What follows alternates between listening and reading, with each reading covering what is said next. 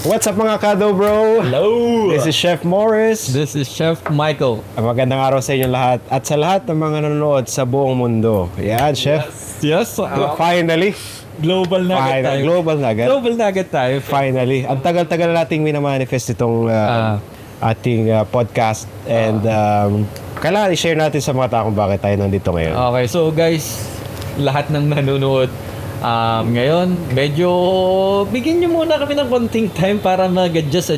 So, actually today we're going to talk about bakit ba namin talaga ito Correct. sisimulan.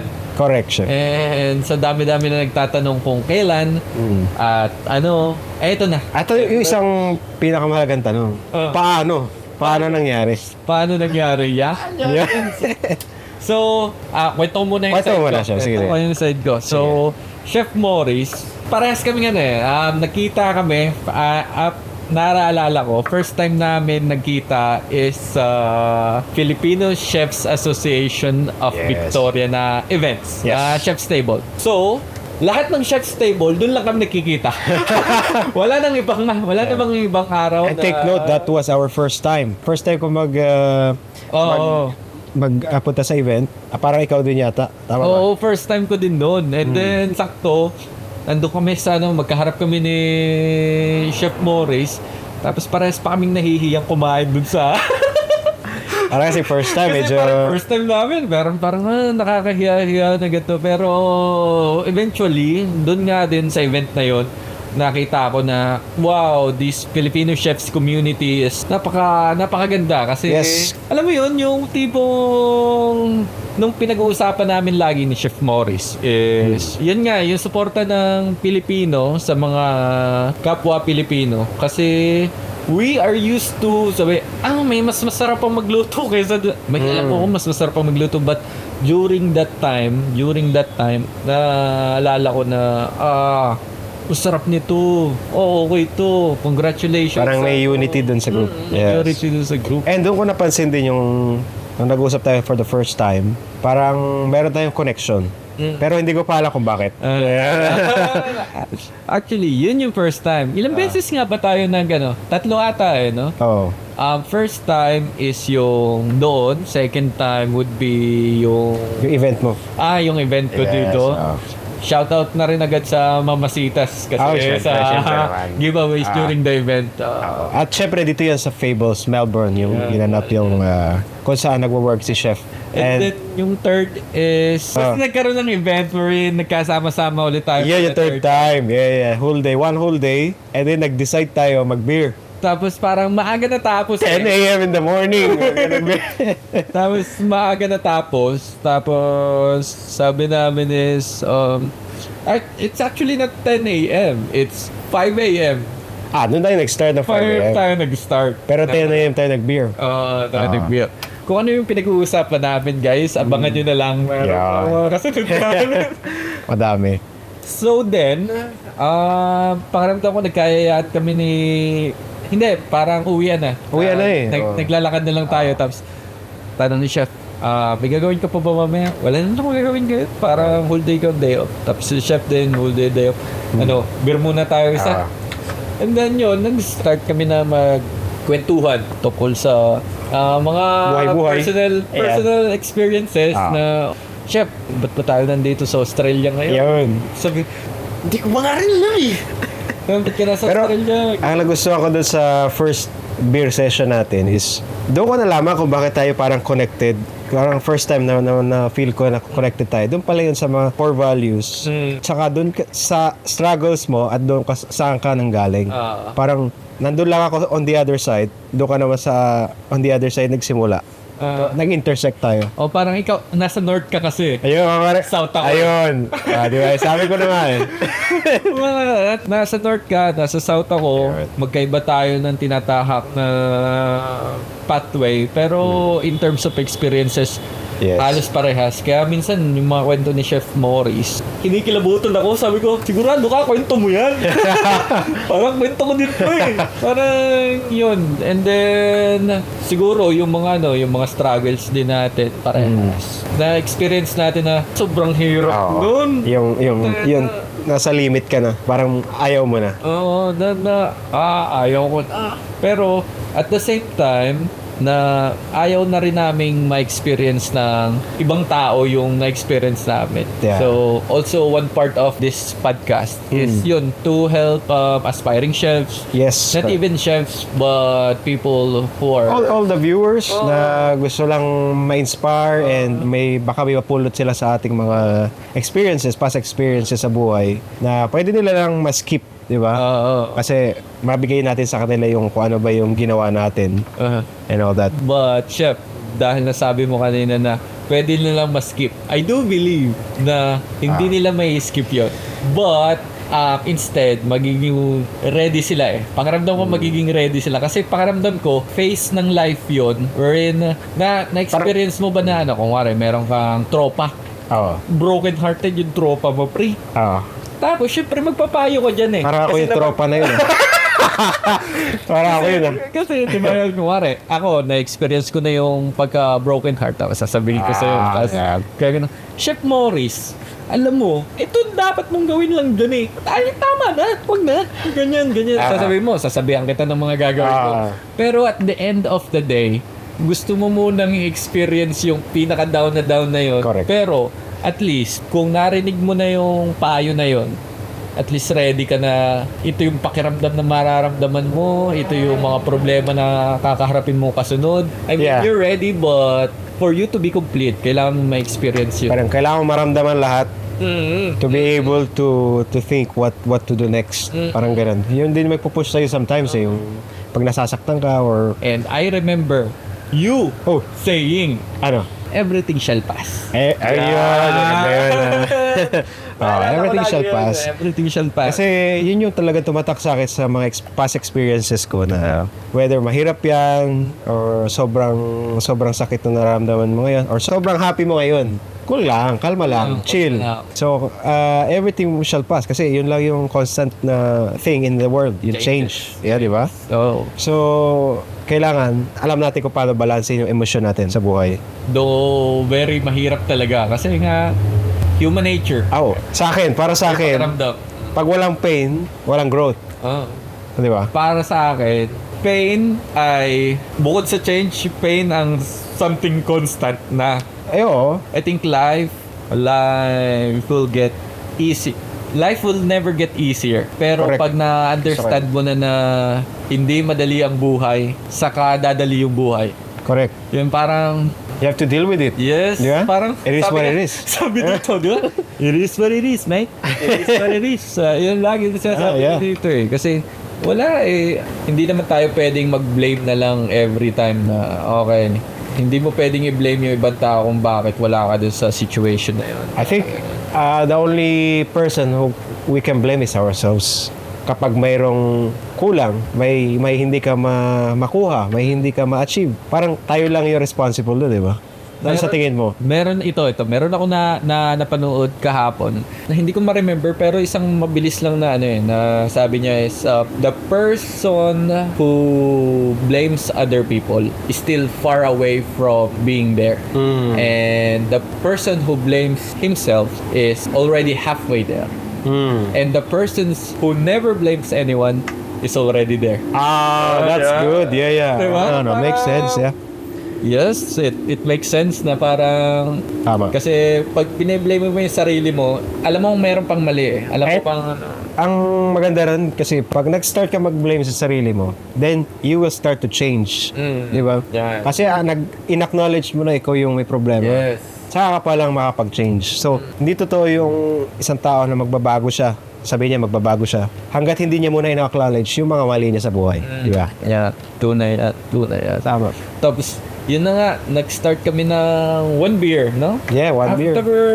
Another beer. After one beer, I think it's another beer. Yeah. And then, kasunod naman noon, si Chef Morris naman ang magkakaroon ng event.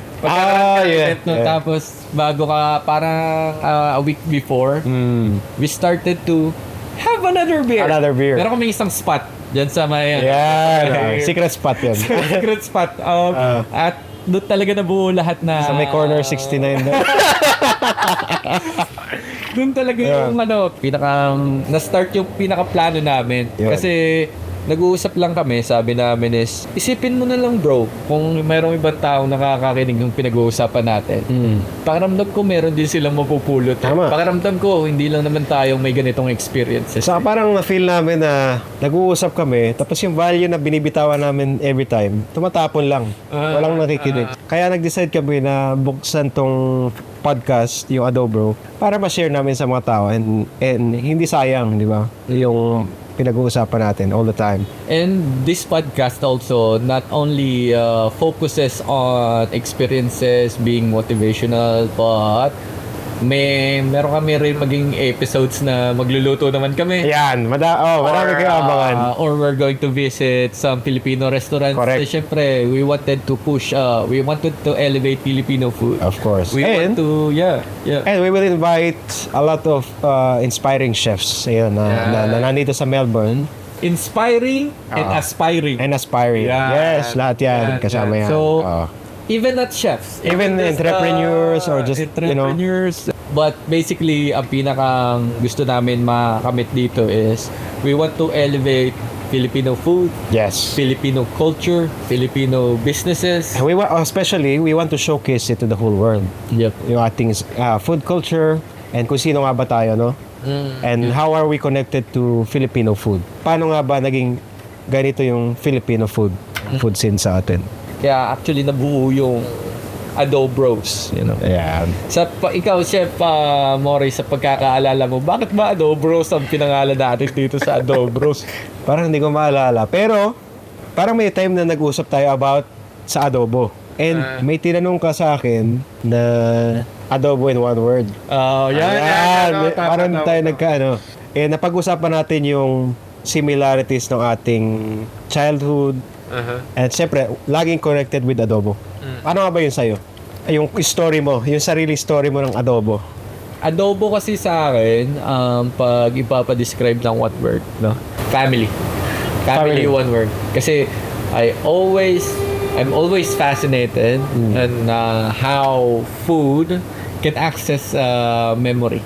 And with adobo, ang lagi ko lang naalala sa adobo is it's either reunion or kasi dati sa or baon nyo papunta sa reunion. Yeah.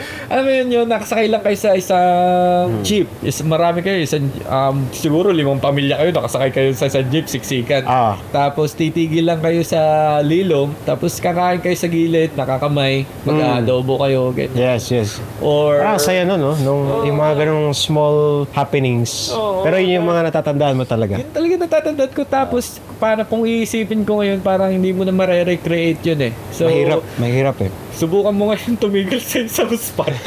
Tapos nasa isang jeep lang kayo eh. And alam mo yun, parang yung mga bagay na na-treasure ko na yung at that moment lang. At that moment, you know? Yun. O kaya yung, kunwari, kayong magkakaklase, wala pa kayong alam lutuin eh. Actually, yung mga masarap na Sorry, Chef, kakat kita. Kasi, gusto kong tanongin yung mga audience natin.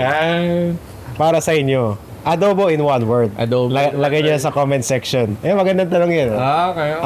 We're very curious about sa mga sasagot ng mga ating viewers. Kasi I'm sure the audiences reply is different, iba-iba. Iba-iba eh. Iba-iba ng pinanggagalingan, di ba? Katulad ng adobo natin, iba-iba rin kasi sa Pilipinas. Sa akin, for me, one word, special. Special. Kasi yung mama ko, yan yung laging niluluto sa amin, yung parents ko. And yun nga yung aking perception sa cooking. Yun yung isang gift na one way of showing love to your someone special. And it is like a gift, di ba? Pag ikaw parang nagluluto ka sa anak mo or sa loved one mo, di ba? Parang binibigay mo yung love mo eh, di ba? Yun yung act mo eh, para may pakita ka sa kanya kung gaano kamahal. Kung ano mo siya kamahal, parang gano'n. Sakto, bro. Kanina tinanong ko lang siya. Kaya ang aking wifey. Sabi ko, sample nga, dadating si Chef Morris ngayon. Nagpa-practice ako ng mga sagot-sagot. Pwede mo ba akong tanungin? Ang tanong niya sa akin is, anong paborito mong ulam? Sabi ko, paborito kong ulam. Sabi niya, anong klaseng ulam? Yung paborito mong ulam na niluluto ko. Yan. Tapos sabi ko, paborito ko. Siguro itlog. Itlog. Sabi niya, hindi ba parang wala naman akong alam lutuin kung itlog yung ano? Sabi ko, hindi. I think it's not about the food. But how you deliver the food from the pan, from cooking to the table. Sabi ko, alam mo ba yung pakaramdam ko na, alam mo yung gigising ako, merong sinangagat tsaka itlog. Mas pipiliin ko yun kaysa gumising ako tapos umorder tayo ng steak sa labas. Mas pipiliin ko yun. Alam mo yung pakaramdam ko, importante ako, pakaramdam ko, mahal ako ng partner ko. Kasi yung gesture. Yun yung diba? It's not about what you're eating. Kasi food is very subjective. Ang pinakamasarap na pagkain sa'yo ay pwedeng pinaka-ayaw kong pagkain. Ang pinaka-specialty ko ay pwedeng pinaka-masamang pagkain ng isang taong nasa restaurant. So, actually, it's not all about the taste. It's, I think it's beyond taste. Beyond taste. Kasi, and yung connection. The connection between you and the food that includes our culture. Correct. Siguro kaya yung ibang pagkain sa atin mga Pilipino. Isipin mo, masarap ba ang patis? Subukan mo kung ipatikim sa ibang sa ibang nation. Tapos, tikman mo yung patis. Saan? Kasabay ng sinigang. Ako naglalaway na ako nun. May sili. Gusto ko may sili. Yan. Kalamansi, sili. Ay, naku. Patis. The best. Tapos medyo mataba-taba yung sinigang. Oo. Panalo. Pero isipin mo, sa ibang culture, that's parang ganun, diba? Parang iba. So, that's also the reason why it's very interesting dito sa Adobros, wherein we can tackle those cultural things na meron tayo rin. Kadalasan, tayo lang nakakalap, pero once na may share natin sa iba, wherein, okay, kaya pala sila kumakain ng ganun. Yeah. Kaya pala gusto ng Pilipino ang matamis. Kasi puro tubo pala sa kanila. Yung mga pinanggagalingan kung bakit tayo naging ganito ngayon. Diba? And syempre, yung iba't ibang influences, yung mga nag-colonize sa atin, kung paano naka-apekto yun sa ating food scene. Diba? I think yung mga cultural na mga bagay that leads us to really what Adobros is all about. Naalala ko yung time na 'di ba nag-share ka ng experiences mo. Na-share ko yung experiences mo. Tapos nasabi natin baka magkapatid talaga tayo, bro. Baka magkapatid tayo sa adobo. Kasi unang-una, Pilipino ang ating soy sauce. May light tsaka dark. Light soy sauce, dark soy sauce. Pero mas matapang yung dark Tayo, nasa Nasa ba tayo? Hindi, Pilipinas na soy sauce tayo. Yan. And pakiramdam ko ngayon, magkapatid kami sa adobo. Yes. At Inang Bayan ang aming common ground. Correct. Ang aming Inang Bayan nagpapakain sa amin. So, Kahit nasan tayo, di ba? Yung ating connection, kung bakit tayo well-connected, di ba? Well-connected. Kahit iba-ibang luto ng adobo yan. Every family. Every family. Take note, every family. Iba-iba ang lasa ng adobo. Iba-ibang lasa ng adobo. Yun yung sinasabi nila na magkakaiba ang Kaya siguro, kaya hindi kilala sa buong mundo ang Pilipinas. Kasi walang standard. Hindi siya standardized hindi katulad ng pho. Walang pho ng Vietnam. Wherein, pag tumikim ka ng pho sa ibang place, ang lasa ng pho, Still the same. Still the same. Meron differences, pero yung original nila, yun yung original. Pag pumunta ka ng ibang bansa naman, kuwari sa mga curry cooking na countries, yung curry nila, lasang curry. Yun talaga yun. Yun na yun. Kung sino mo magluto, curry na ganun. Tapos, pero pag sa Pilipinas, yung ibang adobo matamis. Yung ibang adobo masabaw. Yung ibang adobo maasim. Maasim. Maganyan. Pero, pag natikman mo siya, alam mo na adobo siya. Correct. Alam parang, adobo to. I think isang factor, sa tingin ko lang personally, dyan lumalabas yung pagiging creativity ng mga Pinoy. Yes. Alam mo naman tayo ayaw natin ng boring. dalawang theory ko dito. Dalawang theory ko dito sa pagkakaiba-iba ng pagkain ng adobo. First theory ko is Filipino, when we've been colonized by other countries, nagkaroon tayo ng division eh. Iba-iba lang. Kaya yung Filipino pride natin ng pagkain, pag sinabing Pampanga, Pampanga, amin to. Sisig sa amin. Pag Bicol Express, Bicol sa amin to. Hindi siya in an intact way, wherein pag tayo nagluto ng isang pagkain, kunwari, example na natin yung adobo, is we are using kung ano yung mga ingredients na marami dun sa ating town. Sa ibang town, maanghang yung adobo. Yung ibang town, matamis ang adobo. Pwede yung suka din. Pati sa suka. Sobrang dami suka. Iba-ibang suka yan. Ay, sobrang dami suka. Puti, suka, Paumbong sa amin. paumbong. Sa amin ay sukang tuba. Pinakurat. Ang dami-daming bagay wherein yun yung malapit eh. Kasi at ikalawa kong theory, kaya iba-iba ang lasa ng adobo natin is tayo yung Filipinos na very resourceful in terms of pagkain. Itong meron sa kusina natin, ano nyo pag-agree kayo o hindi kung hindi. Unang-una, meron kayong toyo at suka. Nakalagay doon. Hindi pwede mawala. Sigurado yun. Toyo at suka. Basic yun. Toyo, suka, asin, paminta. Nandyan yan. Patis.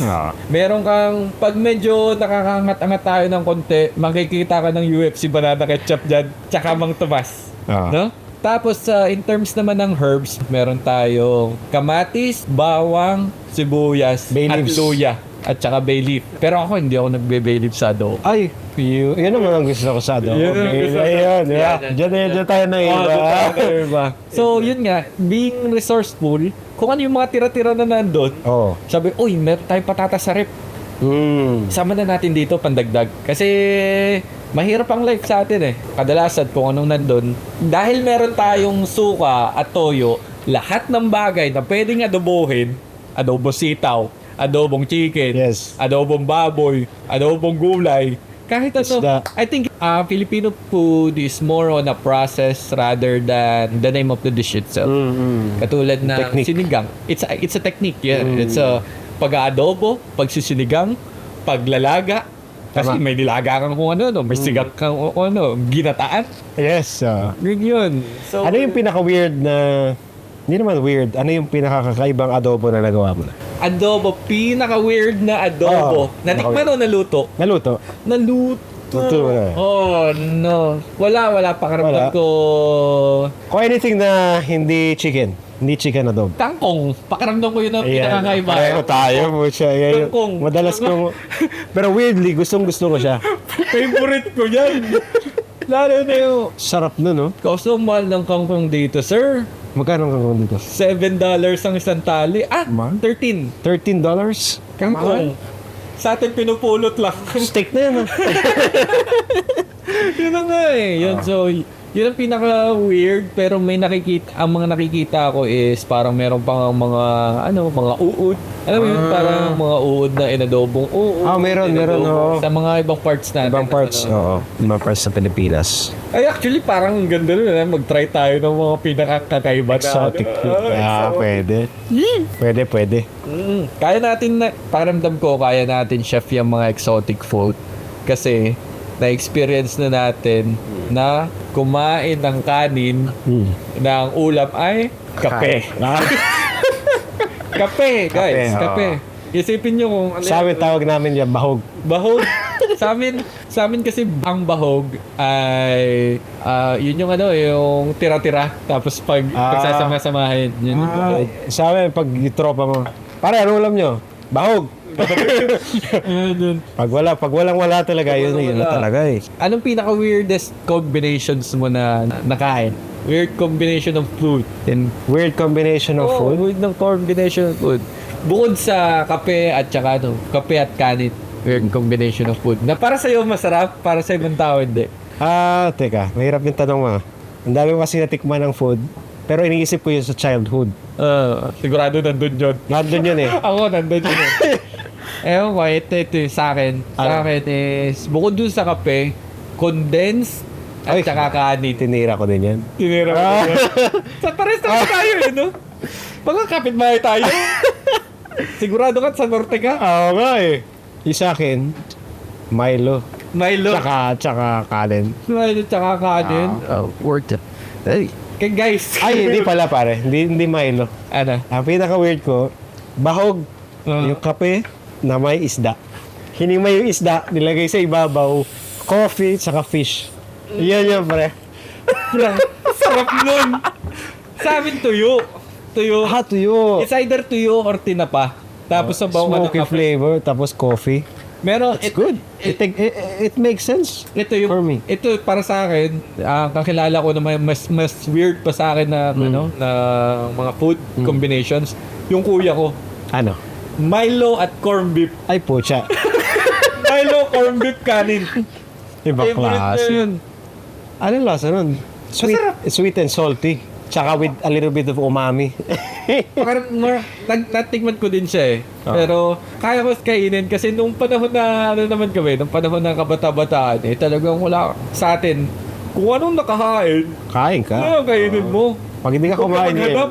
yan pa rin yung dadatan mo sa gabi. Mamili ka na lang kung ano, pili ka na lang dyan. May pagkain na dyan sa lamesa. Sabi, anong pipili namin? Kung kakain ka o hindi.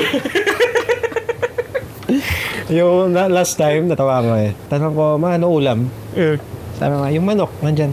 Hinahanap ko sa table. Wala namang manok dito eh.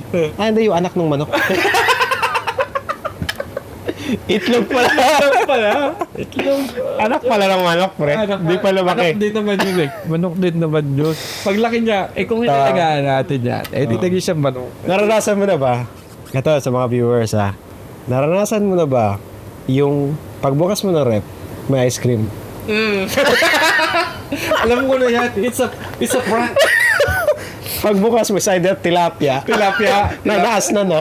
Di ba? Tilapia naman yung asin. Oo. Kaya, Tinapa or kung ano man yun. swerte mo, Bad trip. pagbukas mo, pork chop. Ngayon, Ngayon, yun. ngayon, simula ngayon, ewan ko, hindi na ako nag-expect ng ice cream sa lagay ng ice cream. Nagigitla na lang ako, ice cream talaga. Yeah. Sarap pare, Rocky Road. Di ba minsan split pa yung flavor? O siya, tuwan-tuwa ka. Tapos pagbukas mo, wala. Kasi that symbolizes Filipino for being resourceful and the love for Tupperware. Yung mama ko may collection yung Tupperware. Dati kami nung ano. No, Pero bawal gamitin yun. Oo, naka-display Display lang. yun. Display lang. Naka-display lang yun. That's why dati di ba yung yung kape? Nagiging baso yun eh. Oo. Di ba yung lagayan ng kape? Pagkatanggal mo, baso na yun. O kaya yung lagayan Pag ng peanut nabasa. butter. Lagayan mo ng sigurado ako sa bahay nyo, ewan ko kung meron pa ngayon, yung mga lagayan ng mayonnaise, sigurado ako nandun pa rin yun. Ando pa rin yun. May- Hugas yun. It's either lagayan ng gamit na mantika o Di ba? Tama. ginamit na mantika o kaya pang ng sabon. Yan. Yan yung mga bagay na Only in the Philippines. makikita mo sa dirty kitchen ng Pilipinas. Kasi dirty kitchen, naalala ko sa amin very dirty kitchen pa talaga nun no? Bago pa mga-experience ng kitchen talaga. Iba pa yung dirty kitchen sa very dirty kitchen. Oo, iba pa yung very dirty kitchen. Yung very dirty kitchen, nagigib ka ng dun nagigib ka ng tubig.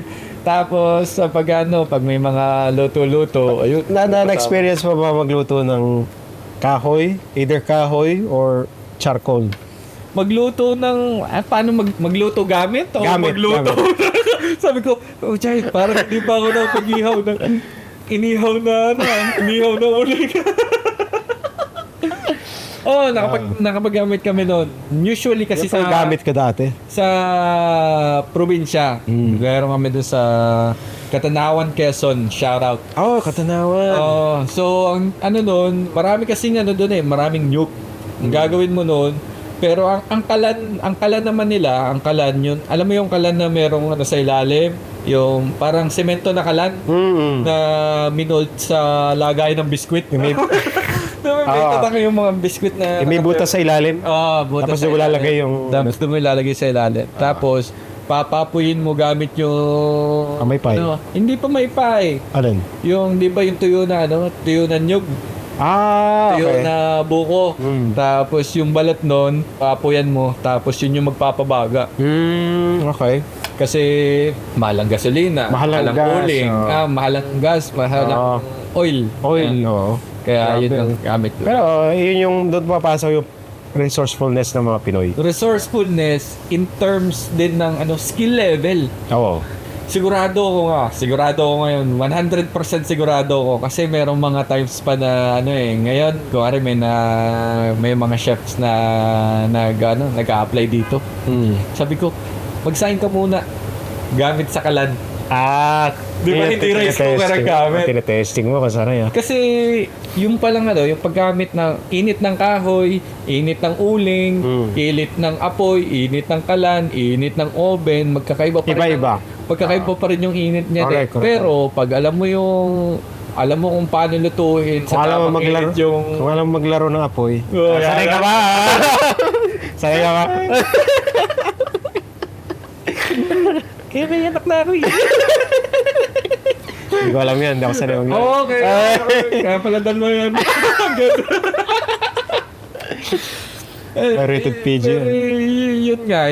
So, talking sa inside the kitchen naman, pakiramdam ko bilang mga chef, basic dapat yung yung pag-understand mo sa init. Correct. Oo. Kasi yun ang number one yun gamit pagluluto Oo.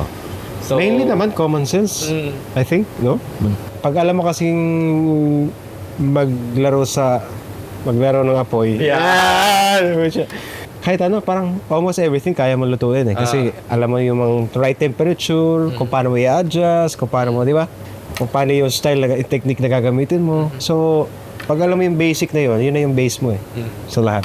okay, with that sense na apoy ganyan at pagluluto. Para sa iyo, anong pinakamahirap lutuin sa buong mundo? Para sa akin. Para sa iyo. Meron akong dalawang sagot. Una, is yung poached egg. Dapat una na ako sumagot. Sige, bibigyan na rin sa'yo. Ayun na, sige, may naisip na ako. Sige. Pangalawa, dahil yung aking background and I was trained in Italy, ang pinakamarag is yung pasta with tomato sauce. Kasi para sa akin, the simplest dishes are the hardest ones. Kasi wala kang pwedeng itago dyan for example, yung isang dish na very complicated, pwede ka mag-tweak dyan. Pwede mo itago. Pero, for example, sa pasta with tomato sauce, kung hindi mo alam gumawa ng tomato sauce na masarap, na tama, kung hindi mo alam lutuin ang pasta na tama, wala na. Sablay ka na kagad. Same as the poached egg. Pag hindi mo alam, sablay ka na. Okay, chef. Ako naman. Sige. Isa lagi sabi ko, kasi yun iba sabi, pagluto lang ng itlog, hindi ka maalam. Itlog ang pinakamahirap lutuin para sa akin kasi itlog is very delicate na ingredient. Sobra. Sobrang dami mong pwedeng lutuin dyan sa itlog na yan. But the handling of it, the temperature that you need for a certain dish ay napakahirap. Meron ako na pakinggan na isa. Hindi ko matanda kung isa sang chef or whoever. Para daw malaman mo kung anong klaseng chef yung isang tao. Paglutuin mo na itlog. And then you will see him kung paano mag-handle ng itlog.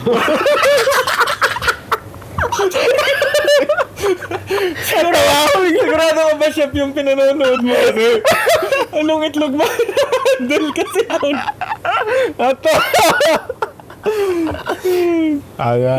Gusto ko sana sabihin na ako ata yung chef na yun. Kasi pag meron akong kadalasan pag meron trainee, it's either magluto ng kanin o magprito ng itlog. Kasi nga yung skill, magbabari pa rin yung pagluto. Kahit pritong itlog magbabari pa rin yan kung cast iron yung gamit mo, kung non-stick pan yung gamit mo, kung... Meron akong kwento dyan. Kawali. Kapag yung mama ko yung nagluluto ng itlog, bata pa ako, naiinis ako. Bakit? Kasi ang gusto ko sa fried egg, perfectly done yung yolk, pero walang crust. Yung tutong na tutong yung ilalim. Yung mama ko pag nagluto, overcook yung ilalim. Tapos yung ibabaw, medyo hilaw-hilaw pa.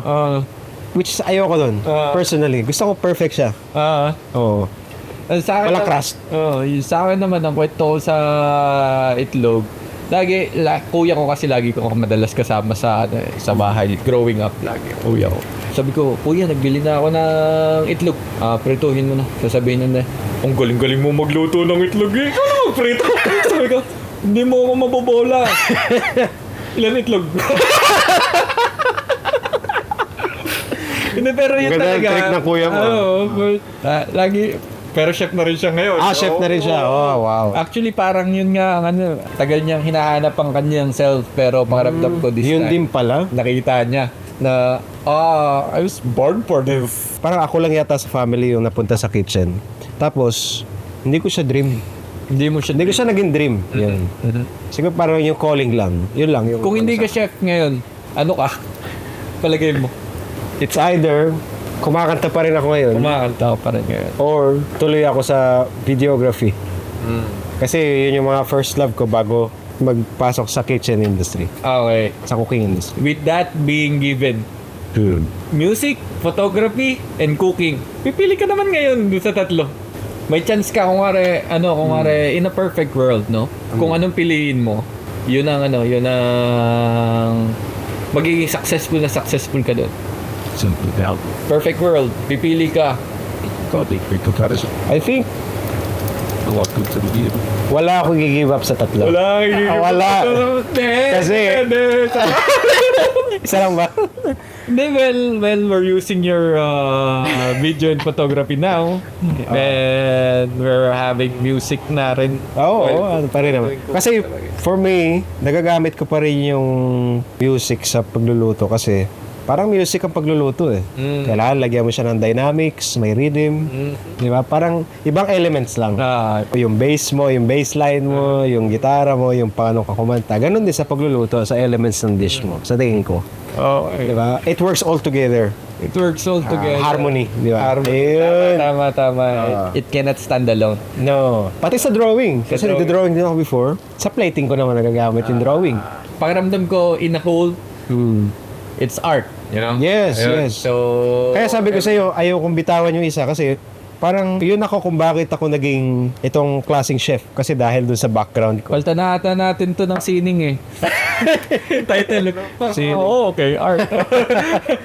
But it's really hard na mamili sa isang bagay na bumubuo sa'yo. Diba? Oo. Kasi once na tinanggal mo yung isang bagay na yun, hindi na ikaw yun eh. Correct. It's not you anymore. And until hindi ka umabot doon sa time na nakuha mo na lahat or nasa iyo na yung lahat na nalaman mo na lahat ng gifts mo, hindi mo malaman kung bakit parang may kulang pa. Parang may kulang pa. Yung pala, hindi pa na-discover yung gift. At pag pinagsama-sama mo yung gift na yun, yun yung reason kung bakit nasaan ka ngayon. Di ba? And yung mga gifts na nag-gather natin yun throughout our experiences, yun naman yung gifts na binibigay natin sa Yun naman, kanila. yes, yun naman Na sinashare parang, natin. okay, sige. This is the gifts that we have and we want it share all to you guys. Kaya pala siguro nung bata ka, kaya nga ang hirap-hirap mamili kasi ano ka ba nun, niloloko ka ng mga bata na, pag nag-away yung mami at daddy mo, kanino ka sasama? Sabi, hindi, maglalayas na lang ako. Hindi, yun nga. Kasi mahirap talagang pumili sa dalawang bagay. O Correct. sa mga bagay na bumubuo kung ano sa atin. Tama. Kaya papipiliin ka. So, once na gagawa ka ng decision, pag nahihirapan kang gumawa ng decision, it's a good thing in a way na alam mong you are deciding for something that's going to make you better. Kasi kaya tayo nahihirapan siguro dito sa mga decisions na ito. Kasi the hardest decisions are the most important ones. Pinaka-importanteng mga bagay. Tama. Kasi kung magde-decide ka lang naman yun kung kakain ka o hindi, ay mamaya na kakain. Di ba yun? Parang ang dali lang mag-decide na mamaya kakain o hindi ba? Pero pag yung decision mo na wala ka nang makain versus kakain ka ba o hindi, yun ang hirap eh. Di ba? Yung decision parang humanap ng pagkain versus the decision kung kakain ka lang o hindi. Kasi pag walang makain, nandun yung sense of urgency. Nandun yung sense Kaya of urgency. kailangan mag-decide ka kagad. Nandun yung sense na yun yung needs mo. Yun, di ba? Needs mo rather than wants na okay, Parang gusto ko lang. Complacent ka lang pag ano, di ba? Yun, so... Medyo puputulin na lang muna natin. Oo. Putulin na lang muna natin ngayon. Tanong na rin natin sila kung anong gusto. Anong gusto nyong mga topics na pag-usapan natin ng if you have questions about our life and experiences, we can do that too. With questions about Chef Morris, we can certainly arrange something. And Yung pala, huwag nyo kakalimutan yung adobo in one word. Sulat nyo yan sa comment section. in one word. And Shoutout muna tayo. Bago tayo, yan. okay, ikaw shoutouts mo muna sa'yo. Okay, syempre shoutout ko yung aking family sa Italy, sa aking family sa Philippines, and yung aking sister sa China, and of course, Mamasitas. Ayan, hindi mo mawala yan sa akin. Thank you for all the support sa lahat ng ating fans all over the world. And yung aking kids, syempre, ayan, nanonood din. And sana po supportahan nyo kami sa ating ginagawang podcast right now, and marami pa kaming matulungan when it comes to maging inspiration kami sa inyo and yung aming experiences. Ikaw naman, Chef, baka Shout out sa lahat ng taga Lucena. Shout out sa lahat ng taga Quezon Province. parang pinaghandaan ni Chef ta. Ako parang hindi ako nakapag-ready Shout out sa family ko here sa cousins, sa mga pitsan ko dito sa Melbourne. Shout out sa kuya ko, parents, my wife, and kamag-anak. And Filipino Chefs Association of Filipino Victoria. Chefs Association of Victoria, number 1. Yung suporta nyo from day one. Yes. Without even knowing the two of us. And blindly inviting us na, okay, let's invite the chefs. Let's see. But until now, yung suporta nyo is hindi matatawaran. Maraming salamat sa lahat ng bumubuo. Yeah. Rain from Filipino Times. Correct. Maraming salamat. Philippine Times. Si Rain never Sister nakalimot. Of Si course. kapatid na Yes. never siyang nakalimot na mag-share, never siyang makalimot na mag-like, never siyang makalimot na mag-heads up na here's what's happening, Yeah. ganito, ganyan, kamusta kayo? Always supporting. Yeah. Always, And abangan nyo, marami pa kaming sorpresa sa ating mga susunod na episodes. Siyempre, yung ating next episode, isi-share naman namin yung aming past experiences and struggles in life. yeah. Yes? Yeah. So, So, on this introductions, I want to tell thank you. Like, comment, share, and subscribe Yes. sa Adobro's Instagram and Facebook page. We're slowly putting up things, and we need you guys to support us para mas marami pa tayong tuloy-tuloy yung ating paggawa ng contents. yan. Maraming salamat. We don't know how to cut this, so we're going to cut it like Chito Miranda. Kaya Yeah. ganito na lang, bigla na lang mawawala.